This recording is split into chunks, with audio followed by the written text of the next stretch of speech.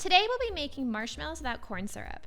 For this recipe, you'll need powdered gelatin, sugar, egg whites, and vanilla. And if you're new here, I'm Maggie. This is No Frills Kitchen, where I teach you how to cook with confidence with nothing fancy required. The first step of this marshmallow recipe is to hydrate or bloom your gelatin.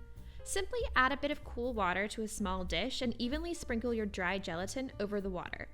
Don't stir it, simply set it aside to hydrate until you're ready to use it. It will take about 10 minutes to fully hydrate. It's also important to prep your dish for your marshmallows. I'm using a baking tray and dusting it with a mixture that's 50% icing sugar and 50% cornstarch. You can also use nonstick spray if you prefer. Now it's time to get moving on the marshmallows themselves. We'll start with making the sugar syrup. In a small saucepan, combine some sugar with a bit of water.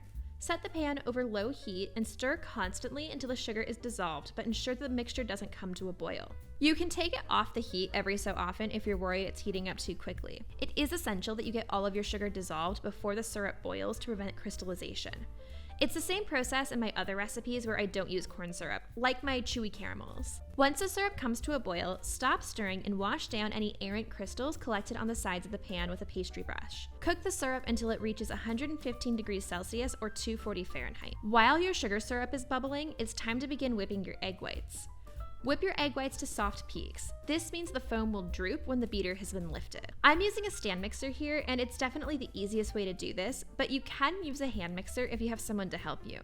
I have more instructions about this in the recipe linked in the description. As soon as the sugar syrup has come to 115 degrees, carefully stream it into the egg white mixture with the mixer running at medium speed. Right now, we're making what's known as an Italian meringue. Once all of the syrup is incorporated, turn the mixer to medium-high and whip the meringue until it is glossy, the exterior of the mixing bowl feels cool to the touch, and the meringue holds stiff peaks.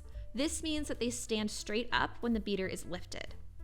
By the way, if you're finding this recipe helpful, it would be great if you could give it a thumbs up. It helps more people find my videos, and I would really appreciate it. While the meringue is finishing whipping, add the softened gelatin to the saucepan that held the sugar syrup. There's no need to wash it.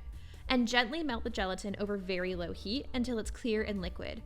You may simply need to use the residual heat from the pan without putting it over the flame. Once the meringue has reached stiff peaks, add the melted gelatin and a bit of vanilla and whip until just combined and it comes to stiff peaks again.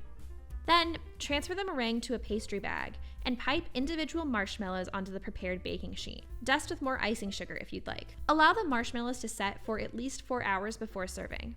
And if you liked this recipe, make sure to hit the subscribe button so you don't miss my next videos. Enjoy!